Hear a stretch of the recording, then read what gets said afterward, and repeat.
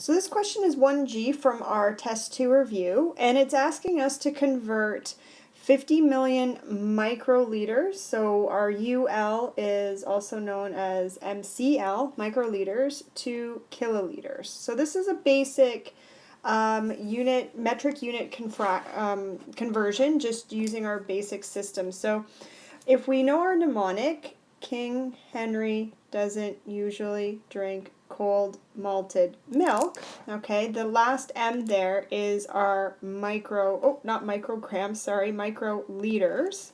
Okay, now it is important to remember that even though we have the mnemonic set up this way, that 1,000 microliters is actually equivalent to 1 milliliter. So the first thing, this is the only unit conversion that we have that doesn't follow the basic principles of the metric system like that we've been using before.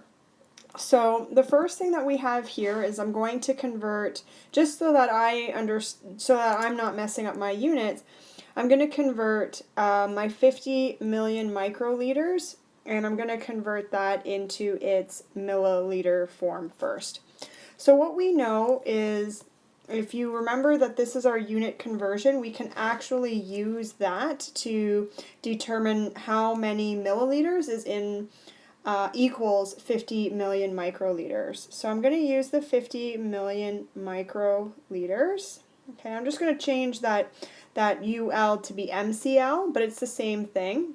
I'm going to multiply that by 1 milliliter over 1,000 microliters. And the reason I'm doing that is so that my microliters cancel out. So now when we have 50 million in our calculator, so make sure you're adding the correct number of zeros in your calculator, because that will impact your answer. And I'm going to divide that essentially by 1,000. So 50 million microliters is equivalent to 50,000 milliliters.